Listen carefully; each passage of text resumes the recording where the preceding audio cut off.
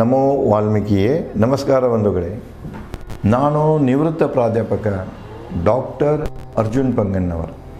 ಹೇ ಸೀತಾರಾಮ್ ವಾಹಿನಿಯ ವಾಲ್ಮೀಕಿ ರಾಮಾಯಣ ಅಂದು ಇಂದು ಚಿಂತನ ಕಾರ್ಯಕ್ರಮದ 467ನೇ ಸಂಚಿಕೆಗೆ ತಮ್ಮೆಲ್ಲರಿಗೂ ಸ್ವಾಗತ.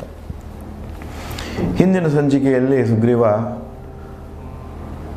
ರಾಮನಿಗೆ ಭೇಟಿಯಾಗಿ ಬಂದಿರ್ತಾನೆ. ಲಕ್ಷ್ಮಣವೆಲ್ಲ ಸೇರಿಕೊಂಡು ಅದೇ ವೇಳೆಯಲ್ಲಿ ಭೂಮಂಡಲದ ಬೇರೆ ಬೇರೆ ಪ್ರದೇಶಗಳಿಂದ ವಾನರ ವೀರರು ಒಬ್ಬೊಬ್ಬರಾಗಿ ಬಂದ ಅಲ್ಲಿ ಇಳಿತಿರ್ತಾರೆ, ಜಮಾವಣೆ ಆಗ್ತಿರ್ತಾರೆ. ಯಾರ್ಯಾರು ಬಂದರು ಅನ್ನುವಂತಹ ನಾಮ ಸಮೇತ ವಾಲ್ಮೀಕಿಯವರು ಅಲ್ಲಿ ವಾನರ ವೀರರ ಹೆಸರುಗಳನ್ನು ಹೇಳ್ತಾರೆ. ಮತ್ತು ಜಮಾವಣೆ ಅದು ಸಹಸ್ರ ಕೋಟಿಗಳಲ್ಲಿ ಆಗ್ತಾಯಿತ್ತು, ಎನಿಸ್ಲಿಕ್ಕೆ ಸಾಧ್ಯ ಇಲ್ಲ. ಒಂದು ಕಡೆ ಬಂದು ಜಮಾವಣೆ ಆದಾಗ ಸುಗ್ರೀವನ ಸೈನ್ಯ ಏನು ಮಾಡ್ತದೆ, ಅವರ ರಕ್ಷಣೆಗಾಗಿ ಹಿಂದ ಒಂದು ಕವಚವನ್ನು ತಯಾರು ಮಾಡ್ಕೊತಿದೆ. ಅದನ್ನೇ ವಾಲ್ಮೀಕಿಯವರು ಸೂರ್ಯಗ ಯಾವ ರೀತಿ ಮೋಡಗಳು ಮುತ್ತುತ್ತಾವಲ್ಲ ಹಾಗೆ ಸುಗ್ರೀವನ ಸೈನ್ಯ ಬಂದ ಸೈನ್ಯದ ಒಂದು ರಕ್ಷಣೆಗಾಗಿ, ಭದ್ರತೆಗಾಗಿ ಅವರನ್ನು ಸುತ್ತುವರೆದು ನಿಲ್ತಿದೆ ಅಂತ ಹೇಳಿ ಹೇಳ್ತಾರೆ. ಅದನ್ನೇ ಮುಂದುವರಿಸಿ, ರಾಮನಿಗೆ ಪರಿಚಯಿಸಿದ ಸುಗ್ರೀವ ಒಬ್ಬೊಬ್ಬರಂತೆ ವಾನರ ಮುಖಂಡರನ್ನು, ಯಾರ್ಯಾರಲ್ಲಿ ಬಂದು ಹೇಳಿದ್ರಲ್ಲ ಸೈನ್ಯದೊಂದಿಗೆ ಅವ್ರದ್ದು ಎಲ್ಲ ಪರಿಚಯ ಸುಗ್ರೀವನು ರಾಮನಿಗೆ ಮಾಡಿಕೊಡ್ತಾನೆ. ವಾನರೇಶ್ವರ ಸುಗ್ರೀವ ರಾಮನಿಗೆ ನುಡಿದ, ಪರಿಚಯ ಮಾಡಿಕೊಡ್ತಾನೆ.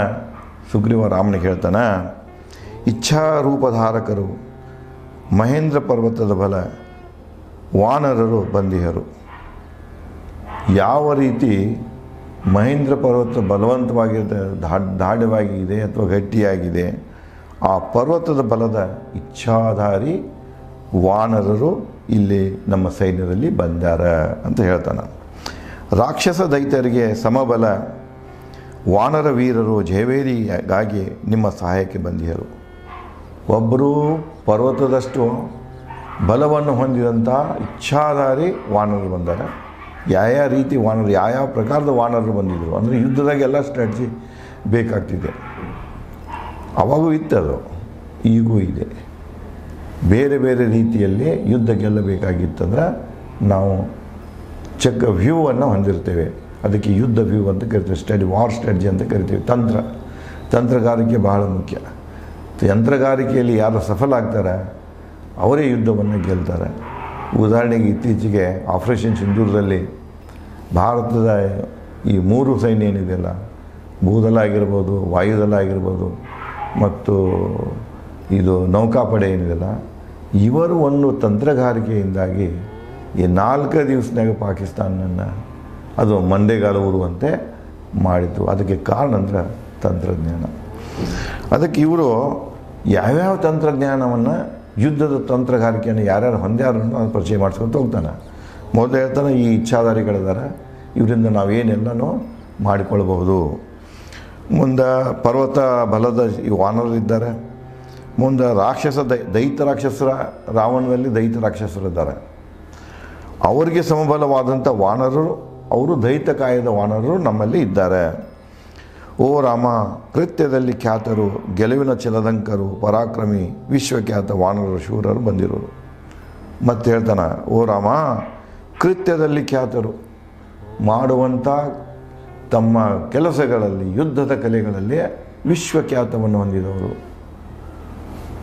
ಅಂಥವರು ಬಂದಾರ ನಮ್ಮಲ್ಲಿ. ಮತ್ತು ಗೆಲ್ಲಬೇಕನ್ನುವಂಥ ಗೆಲುವಿನ ಛಲದಂಕರು, ಯುದ್ಧ ಕೇಳಿದ್ರಪ್ಪ ಅಂದ್ರೆ ಸೋಲುವಂಗಿಲ್ಲ, ಗೆದ್ದೇ ಬರುವುದು ಅನ್ನುವಂಥ ಛಲವನ್ನು ಹೊಂದಿದಂಥ ವಾನರರು, ಪರಾಕ್ರಮಿ, ವಿಖ್ಯಾತ ವಾನರ ಸೇನರು, ಶೂರರು ಇಲ್ಲಿ ಬಂದಿರೋರು. ಬಂದಿಹರು ದಶ ದಿಕ್ಕುಗಳಿಂದ, ಕಡಲ, ಸರೋವರ, ಗಿರಿ, ಪರ್ವತಗಳಿಂದ ವಾನರ ವೀರರು ನಿಮ್ಮ ಸೇವೆಯಲ್ಲಿ. ಏನು 10 ದಿಕ್ಕದಲ್ಲ, ಎಲ್ಲ ದಿಕ್ಕುಗಳಿಂದ, ಎಲ್ಲ ಪ್ರದೇಶಗಳಿಂದ ವಾನರ ಸೈನ್ಯ, ವಾನರ ವೀರರು ನಿಮ್ಮ ಸೇವೆಗಾಗಿ ಬಂದಿರುವರು. ಓ ರಾಮ, ನಿರ್ದೇಶಿಸು ಸರ್ವ ವಾನರ ಸೇನೆಗೆ, ರಾಜನ ಆದೇಶದಂತೆ ಬಂದಿಹರು ನಿಮ್ಮ ಸೇವೆಗೆ. ನಾನು ಒಂದು ಆದೇಶವನ್ನು ಕೊಟ್ಟಿದ್ದೆ ಸುಗ್ರೀವಾಜ್ಞೆ, ಅದರ ಮೇರೆಗೆ ಅವರು ಇಲ್ಲ ಬಂದಾರೆ. ಇನ್ನು ನಾ ಆದೇಶ ಕೊಡೋದಿಲ್ಲ, ಇವರಿಗೆ ನೀನು ಆದೇಶ ಕೊಡು. ಯುದ್ಧದ ತಂತ್ರದ ಬಗ್ಗೆ, ಯುದ್ಧ ಮಾಡುವುದರ ಬಗ್ಗೆ ಸಂಪೂರ್ಣ ಇವರ ಏನು ಹಿಡಿತ ಇದೆ ಅದು ನಿನಗಿದೆ, ನಿನ್ನ ಆದೇಶದಂತೆ ಇವರಿಂದ ನಡ್ಕೊಳ್ತಾರಂತ. ಇವರು ಬಂದದ್ದು ನಿನ್ನ ಸೇವೆಗಾಗಿ, ನಿನ್ನ ಒಂದು ಕಾರ್ಯ ಸಾಧನೆಗಾಗಿ. ಅದಕ್ಕೆ ಇವರ ಮೇಲಿನ ಇನ್ನೇನು ಆದೇಶ ಕೊಡೋದು ಯಾರಂದ್ರೆ, ಇವ್ರನ್ನ ನಿಯಂತ್ರಿಸೋರು ಯಾರಂದ್ರೆ, ಇವರಿಗೆ ಮಾರ್ಗದರ್ಶನ ತಂತ್ರಗಳನ್ನು ಹೇಳೋರು ಯಾರಂದ್ರೆ ನೀನೇನು ಇವರಿಗೆ ಆದೇಶವನ್ನು ಕೊಡು ಅಂಥೇಳಿ ರಾಮನಲ್ಲಿ ಸುಗ್ರೀವ ಕೇಳಿಕೊಳ್ತಾನೆ. ಕೇಳಿ ವಿಶ್ವಾಸ ನುಡಿ ರಾಮನು ಸುಗ್ರೀವನಿಗೆ.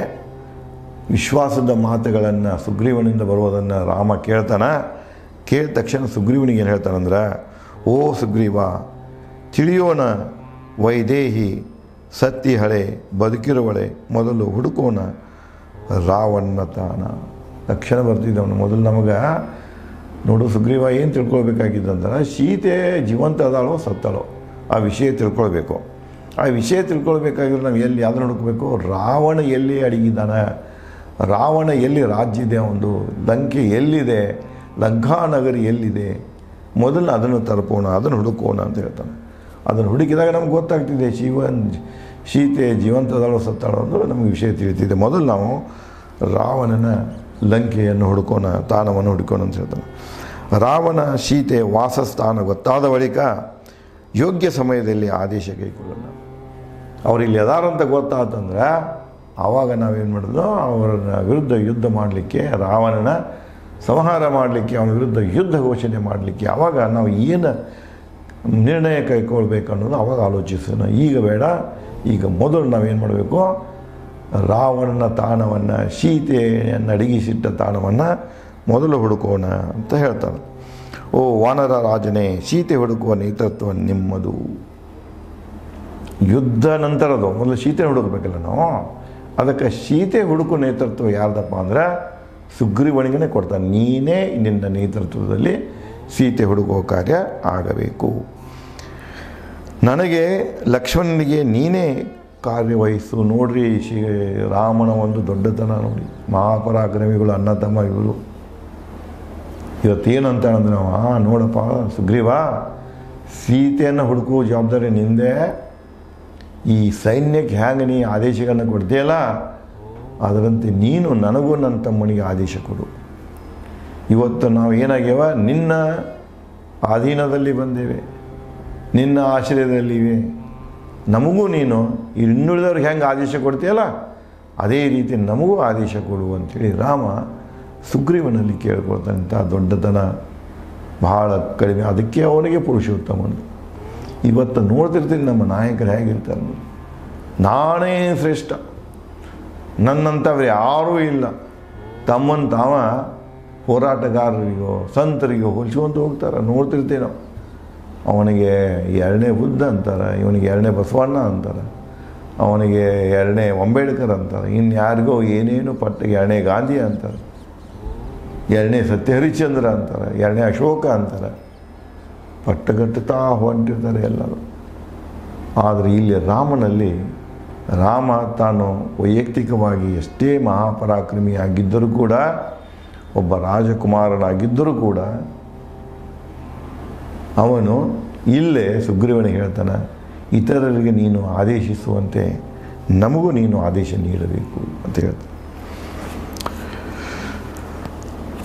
ನನಗೆ ಲಕ್ಷ್ಮಣನ ನಂತರ ನೀನೇ ಅತ್ಯುತ್ತಮ.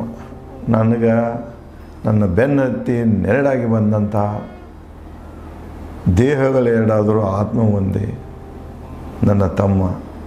ಆ ತಮ್ಮನ ನಂತರ ಸ್ಥಾನ ಯಾರಿಗಿದೆಯಪ್ಪ ಅಂದರೆ ಅದು ನಿನಗಿದೆ ಅಂತ ರಾಮ ಸುಗ್ರೀವನಿಗೆ ಹೇಳ್ತಾನೆ. ನೀನೇ ಅತ್ಯುತ್ತಮ. ನಮ್ಮ ಹಿತ ಸಮಯಬಲ್ಲ ಸಾಹಸಿ ವಾನರ ನೀನು. ನಮ್ಮ ಹಿತ ಏನಿದೆ, ನಮಗೆ ಯಾವ ಸಮಯ, ನಮ್ಮ ಬಗ್ಗೆ ಎಲ್ಲ ಸಂಪೂರ್ಣವಾಗಿ ತಿಳುವಳಿಕೆ ಉಳ್ಳಂತಹ ವಾನರ ವೀರ ಯಾರು ಅಂದರೆ ನೀನೇ ಸುಗ್ರೀವ ಅಂಥೇಳಿ ರಾಮ ಸುಗ್ರೀವನಿಗೆ ಹೇಳ್ತಾನೆ. ಕೇಳುತ್ತಲೇ ರಾಮನ ನುಡಿ ದೈತ ಯುವ ವಾನರ ನಾಯಕ ವಿನತನಿಗೆ ರಾಮ ಲಕ್ಷ್ಮಣರ ಸಮ್ಮುಖದಲ್ಲಿ ರಾಮ ಇದನ್ನು ಹೇಳ್ತಾ ಇದ್ದಾಗ ದೈತ ಯುವ ವಾನರ ಹೆಸರು ವಿನತನಿಗೆ ರಾಮ ಲಕ್ಷ್ಮಣರ ಸಮ್ಮುಖದಲ್ಲಿಯೇ ಸುಗ್ರೀವ ಹೇಳ್ತಾನೆ. ಅವನಿಗೆ ಏನು ಹೇಳ್ತಾನೆ, ಓ ವಿನತ, ಸಮಯ ದೇಶ ಯುಕ್ತಿ ಪ್ರವೀಣ ನೀನು. ವಿನತ, ನಿನಗೆ ಸಮಯದ ಬಗ್ಗೆ ಗೊತ್ತಿದೆ. ಕ್ಯಾಲ್ಕುಲೇಷನ್ ಅಂದರೆ ಯಾವ ವೇಳೆದಾಗ ಹುಡುಕಾಕೆ ಹೋಗಬೇಕು, ಎಷ್ಟು ಸಮಯದಾಗ ಹುಡುಕಬೇಕು ಅದು ಗೊತ್ತಿದೆ ನಿನಗೆ. ದೇಶಗಳ ಬಗ್ಗೆ ಜಂಬೂ ದ್ವೀಪದಲ್ಲಿ ಈ ಭೂಮಂಡಲದಲ್ಲಿ ಎಷ್ಟು ದೇಶಗಳು ಎಲ್ಲೆಲ್ಲಿ ಯಾವುದು ಅನ್ನೋದು ಸಂಪೂರ್ಣ ತಿಳುವಳಿಕೆ ನಿನಗಿದೆ, ಯುಕ್ತಿ ಇದೆ. ಪ್ರವೀಣನಿ ಪೂರ್ವದತ್ತ ಹೊರಡು, 1,00,000 ಸೂರ್ಯ ಚಂದ್ರ ತೇಜಿನ ವಾನರ ಜೊತೆ ಶೀತೆ ಹರಿಸಲು. ತಕ್ಷಣ ವಿನೂತನ ಕರೀತಾನೆ, ನಿನಗೆ ಈ ಪೂರ್ವ ದಿಕ್ಕದ್ದೇನದಲ್ಲ, ಪೂರ್ವ ದಿಕ್ಕಿನಲ್ಲಿ ಪ್ರದೇಶಗಳ ಬಗ್ಗೆ ಸಂಪೂರ್ಣ ತಿಳುವಳಿಕೆ ಇದೆ. ಆದರೂ ನಾನು ನಿನಗೆ ಮಾರ್ಗಸೂಚಿಯನ್ನು ಕೊಡ್ತೇನೆ. ನೀನೇನು ಮಾಡೋಂದ್ರೆ 1,00,000 ಸೂರ್ಯಚಂದ್ರ ತೇಜಿನ ವಾನರರನ್ನು, ಸೂರ್ಯನಷ್ಟ ಪ್ರಕಾರ ವೀರ ವಾನರನ್ನು 1,00,000 ವಾನರ ಸೈನ್ಯದೊಂದಿಗೆ ನೀನು ಮಾಡು, ಸೀತೆಯನ್ನು ಹುಡುಕಲು ಪೂರ್ವ ದಿಕ್ಕಿನಂತ ಹೊರಡು. ನೀವು ಜಸ್ಟ್ ಈಗ ನೋಡ್ಕೊಳ್ಬೇಕು, ನೆನಪು ಮಾಡ್ಕೊಳ್ಬೇಕಲ್ಲ, ಭಾರತದ ನಕ್ಷೆ ಆಗಿದೆ. ಪೂರ್ವ ದಿಕ್ಕು ಯಾವ ಕಡೆ ಬರ್ತಿದೆ ಅಂದ್ರೆ, ಈಗೇನು ನಮ್ಮದು ಬೇ ಆಫ್ ಬೆಂಗಾಲ್ ಇದೆ, ಆ ಕಡೆಗೆ ಯಾವುದು ವೆಸ್ಟ್ ಬೆಂಗಾಲ್ ಬರ್ತಿದೆ. ವೆಸ್ಟ್ ಬೆಂಗಾಲಿಂದ ಈಶಾನ್ಯ ರಾಜ್ಯಗಳೇ ಬರ್ತಾವೆ, ಅಂದರೆ ಉತ್ತರ ಮತ್ತು ಪೂರ್ವದ ಮಧ್ಯದ ರಾಜ್ಯಗಳು. ಆ ಕಡೆಗೆ ಹೋದಂಗೆ ಅಂದರೆ ಆ ಕಡೆ ಮುಂದೆ ಏನಾಯಿತು, ಮ್ಯಾನ್ಮಾರ್ ಬರ್ತಿದೆ, ಥೈಲ್ಯಾಂಡ್ ಬರ್ತಿದೆ, ಲಾವೋಸ್ ಬರ್ತಿದೆ, ವಿಯೆಟ್ನಾಂ ಬರ್ತಿದೆ, ಕಂಬೋಡಿಯಾ ಬರ್ತಿದೆ, ಚೈನಾದ್ದು ಒಂದು ಇದರದ ದಕ್ಷಿಣ ಭಾಗ ಎಲ್ಲ ಚೈನಾದ್ದು ಬರ್ತಿದೆ. ಮುಂದೆ ಹೋಗ್ತಾ ಹೋಗ್ತಾ ಕೆಂಪು ಸಮುದ್ರ, ಆ ನಂತರ ಅಲ್ಲಿ ಬರೋದು ಜಪಾನ್ ನಡುಗಡ್ಡೆಗಳೇ ಬರ್ತಾವೆ. ಸೊ ಇದ್ರದ್ದು ಎಲ್ಲನೂ ನಿನಗೆ, ಈ ಭೂಪ್ರದೇಶದ ಎಲ್ಲ ನಿನಗೆ ಈ ನಡುಗಡ್ಡೆಗಳ ತಿಳುವಳಿಕೆ ನಿನಗಿದೆ. ಅದಕ್ಕೆ ನೀನು 1,00,000 ಸೈನ್ಯದೊಂದಿಗೆ ಈ ಪೂರ್ವ ದಿಕ್ಕಿನಲ್ಲಿ ಏನು ಮಾಡಬೇಕು, ಸೀತೆಯನ್ನು ಹುಡುಕಬೇಕು. ಮುಂದೆ ಮಾರ್ಗಸೂಚಿ ಹೇಳ್ತಾನೆ ಅವನಿಗೆ. ಮಾರ್ಗ ಮಧ್ಯೆ ಹುಡುಕಿ ಸೀತೆ ರಾವಣರ ತಾಣ ದುರ್ಗಮ ಅರಣ್ಯ ಪರ್ವತ ಪ್ರದೇಶಗಳಲ್ಲಿ. ನೀ ಏನು ಪೂರ್ವಕ್ಕೆ ಹೊಂಟಿರ್ತಿರಲ್ಲ, ಅಲ್ಲೆಲ್ಲ ನಿಮಗೆ ದುರ್ಗಮ ಪರ್ವತ ಪ್ರದೇಶಗಳು ಬರ್ತಾವ. ನೀವು ಈಗ ಸಹಿತ ನೋಡ್ತಾ ಹೊಂಟ್ರಂದ್ರೆ ಈ ಕಡೆಗೆ ಏನು ವೆಸ್ಟ್ ಬೆಂಗಾಲ್ದಿಂದ ಹಿಡ್ಕೊಂಡು ನಮ್ಮ ಇಲ್ಲಿಂದ ಶುರುವಾಗ್ತಿದೆ, ಒರಿಸ್ಸಾದಿಂದಲೇ ಶುರುವಾಗ್ತಿದೆ, ಜಾರ್ಖಂಡ, ಛತ್ತೀಸ್ಗಢ ಮತ್ತು ಬಿಹಾರದ ಮಧ್ಯ ದಕ್ಷಿಣ ಭಾಗ, ನಂತರ ಒರಿಸ್ಸಾ, ವೆಸ್ಟ್ ಬೆಂಗಾಲ, ಆ ಕಡೆಗೆ ಮ್ಯಾನ್ಮಾರ್, ಬ್ರಹ್ಮದೇಶ, ನಂತರ ಥೈಲ್ಯಾಂಡ, ಲಾವೋಸ, ಈಗ ಹೇಳಿದ್ರು ನಿಮಗೆ ಯಾವುದು ಕಾಂಬೋಡಿಯಾ, ನಂತರ ಅದ್ರದ್ದು ವಿಯೆಟ್ನಾಮ, ಚೈನಾದ ದಾಡ್ಕೊಂಡು ಇದ್ರ ತನಕ, ಮತ್ತು ಈ ಕಡೆಗೆ ಮಲೇಷ್ಯಾ, ಇಂಡೋನೇಷ್ಯಾ, ಜಕಾರ್ತ, ಜಾವಾದ್ವೀಪ ಅಂತಲೂ ಕರೀತಾರೆ ಅದಕ್ಕೆ, ಮುಂದೆ ಬಾಲಿ, ಇವುಗಳದ್ದು ಸಹಿತ ಅಲ್ಲಿ ಪ್ರಸ್ತಾವನೆ ಇದೆ. ಇವು ಎಲ್ಲ ಥರದ್ದು ಈ ಎಲ್ಲ ಪ್ರದೇಶಗಳಲ್ಲಿ ನೀವು ಹೋಗುವಾಗ ನಡುಗಡ್ಡೆಗಳು ಬರ್ತಾವೆ, ದಟ್ಟ ಅರಣ್ಯಗಳು ಬರ್ತಾವೆ, ಪರ್ವತ ಪ್ರದೇಶಗಳು ಬರ್ತಾವೆ. ಪ್ರತಿ ಒಂದರಲ್ಲಿನೂ ಪರ್ವತ ಪ್ರದೇಶಗಳಲ್ಲಿ ದೊಡ್ಡ ದೊಡ್ಡ ಗುಹೆಗಳು ಬರ್ತಾವೆ, ಗವಿಗಳು ಬರ್ತಾವೆ. ರಾವಣ ಹೆಚ್ಚು ಕಡಿಮೆ ಗವಿಗಳಲ್ಲಿ ಇರ್ತಾನೆ, ಸೀತೆಯನ್ನು ಎಲ್ಲೋ ಒಂದು ಕಡೆಗೆ ಗವ್ಯಾಗ ಬಚ್ಚಿಟ್ಟಿರಬೇಕು.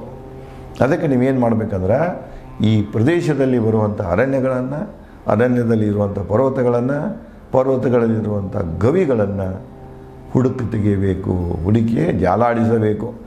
ರಾವಣನ ಎಲ್ಲಿದಾನನ್ನು, ರಾವಣ ತಾಣವನ್ನು ಗುರುತಿಸಬೇಕು ಅಂತ ಹೇಳ್ತಾನೆ. ಭಾಗೀರಥಿ, ಸರಾಯು ಈ ಕಡೆ ಮತ್ತು ಬಂತದ್ದು. ಭಾಗೀರಥಿ, ಸರಾಯು. ಭಾಗೀರಥಿ ಅಂದರೆ ಗಂಗಾ ನದಿ. ಗಂಗಾ ನದಿಗೆ ಅಲ್ಲೆಲ್ಲೆಲ್ಲ ಬೇರೆ ಬೇರೆ ಹೆಸರುಗಳನ್ನು ಕೊಡ್ತಾ ಇರ್ತಾರೆ. ಸರಾಯು ನದಿ, ಕೌಶಕಿ ನದಿ ಇದೆ, ಕಾಲಿಂದಿ ಇದೆ, ಯಮುನಾ ನದಿಗಳ ಕೊಳ್ಳಗಿರಿ ಅರಣ್ಯ ಪ್ರದೇಶಗಳಲ್ಲಿ ಹುಡುಕಿ ಸೀತೆಯನ್ನು, ಇಲ್ಲಿ ಹೋಗೋ ಕಾಲಕ್ಕನ್ನು ನೀವು ಇಲ್ಲಿ ನಮಗೆ ಬರುವಣ ಇವೇ ಮುಖ್ಯ ನದಿ ಕೊಳ್ಳ ಪ್ರದೇಶಗಳು. ಈ ನದಿ ಕೊಳ್ಳ ಪ್ರದೇಶಗಳಲ್ಲೇ ಸೀತೆಯನ್ನು ಹುಡುಕಿರಿ ಅಂಥೇಳಿ ಸುಗ್ರೀವ ವಿನೀತನಿಗೆ, ವಾನರ ನಾಯಕ, ಒಂದು ತಂಡ ತಯಾರು ಮಾಡ್ತಾನೆ 1,00,000ದ, ಆ ನಾಯಕನಿಗೆ ಈ ಒಂದು ಮಾರ್ಗಸೂಚಿಯನ್ನು ಕೊಡ್ತಿರ್ತಾನೆ. ಇದೇ ರೀತಿಯಾಗಿ ಪೂರ್ವ ಪ್ರದೇಶದಲ್ಲಿ ಇನ್ನೂ ಯಾವ್ಯಾವ ಬರ್ತಾವ, ಅಲ್ಲೆಲ್ಲ ಏನು ಮಾಡಬೇಕು ಅನ್ನೋ ಸಲಹೆಯನ್ನು ವಿನೀತನಿಗೆ ಸುಗ್ರೀವ ಯಾವ ರೀತಿಯಾಗಿ ನೀಡ್ತಾನೆ, ಮಾರ್ಗಸೂಚಿಯನ್ನು ನೀಡ್ತಾನೆ ಅನ್ನೋದನ್ನು ನಾನು ತಮಗೆ ಮುಂದಿನ ಸಂಚಿಕೆಯಲ್ಲಿ ಹಂಚಿಕೊಡುತ್ತೇನೆ. ಧನ್ಯವಾದಗಳು.